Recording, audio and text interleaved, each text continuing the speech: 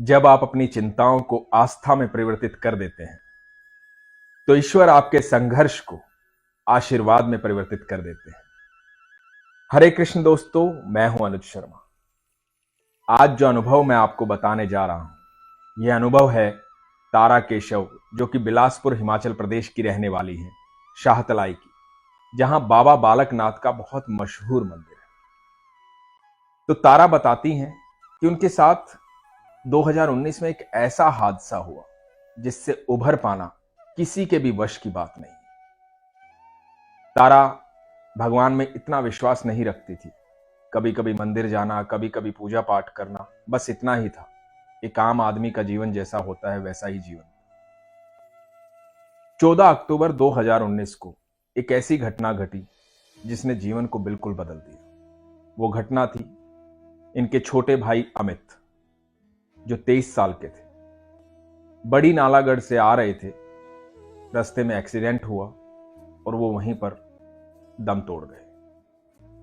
तारा बताती हैं कि मैं उनको अंतिम समय देख भी नहीं पाई, क्योंकि जिस समय उनका पोस्टमार्टम हुआ उस समय सिर्फ इनके पापा ने उनको देखा। तारा अपने पति के घर में, सुरजीत जी के घर में रहती हैं। अपने पति के साथ उनकी एक बेटी है। अब समय वो शुरू हुआ जहां एक बहन को भाई की लगातार याद आ रही थी। एक बहन को यह स्वीकार करना कि उसका भाई नहीं है बड़ी असंभव सी बात है। इस दर्द को कोई बांट भी नहीं सकता। बहन और भाई का रिश्ता इतना पवित्र होता है। बचपन में एक साथ खेलते हैं, हर पल साथ बिताए होते हैं, सारी खुशियां उनके साथ होती हैं, सारे दुख साझा करते हैं। सबसे पवित्र रिश्ता होता है बहन और भाई का। तो एक बहन अपने भाई को भूले तो कैसे भूले। 14 अक्टूबर 2019 का एक ऐसा दिन था जिसे तारा भूल ही नहीं पा रही थी, और भूलना मुमकिन भी नहीं था। अब हुआ यूं कि तारा उस बात को भूलने के लिए कोशिश कर रही थी कि मैं क्या करूं। रह रहकर याद आ रही थी, लगातार रो रही थी, परेशान थी। तो भगवान को याद करने लगी, ईश्वर को याद करने लगी, ईश्वर से प्रार्थना करने लगी। शिकायतों के साथ प्रार्थनाएं चल रही थी। शिकायतें इस बात की थी कि मेरे भाई को लिया क्यों आपने, और प्रार्थनाएं इसलिए थी कि मैं मेरे भाई को वापस चाहती हूं, कैसे भी लेके आओ, मेरे भाई को वापस लेकर आओ। ये प्रार्थना तारा लगातार कर रही थी। उसी साल दिसंबर में इनकी तबीयत खराब हुई।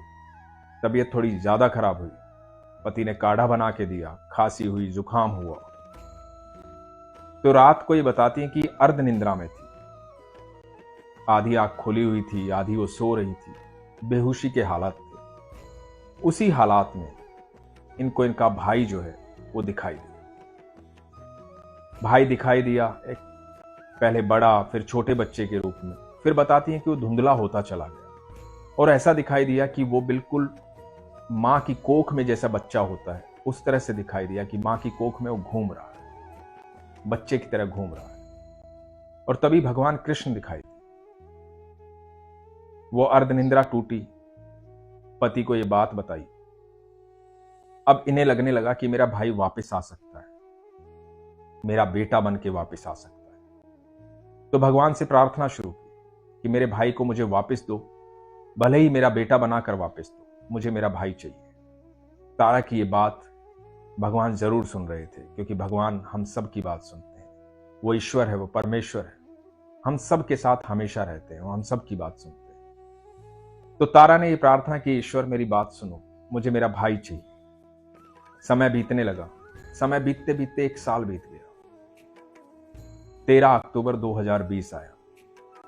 अगले ही दिन 14 अक्टूबर को पूरा एक साल हो जाना था भाई को गए हुए। 13 अक्टूबर की रात को तारा बताती हैं कि इनके भाई जो है इनको फिर से दिखाई दिए। इनके भाई ने इनको कहा कि मैं आऊंगा, मैं तेरे पास आऊंगा। भाई का ये संदेश था इनको, और फिर से भगवान कृष्ण दिखाई दिए। सुबह इन्होंने ये बात अपने पति को बताई, तो पति ने कहा कि शायद ये इंडिकेशन है, अमित वापस आएगा। पति का सहयोग इस समय बहुत जरूरी होता है। पति को अपनी पत्नी की इस तरह की भावनाओं को समझना चाहिए, उनका साथ देना चाहिए। व्यक्ति जब भावुक होता है तो परिवार को उसे समझना चाहिए। सुरजीत जी ने यही किया, अपनी पत्नी की बात को समझा और उनकी आस्था को और मजबूती दी। समय बीता। तारा बताती है कि सिर्फ 1 महीने बाद वो प्रेग्नेंट हो और जो बात सपने में दिखाई दी थी उनको उस पर विश्वास हो गया कि मेरा भाई आएगा। प्रार्थनाओं का दौर चल रहा था, ईश्वर से लगातार प्रार्थनाएं चल रही थी। 31 जुलाई 2021 को इनके घर एक बच्चे ने जन्म लिया, इनके भाई ने जन्म लिया।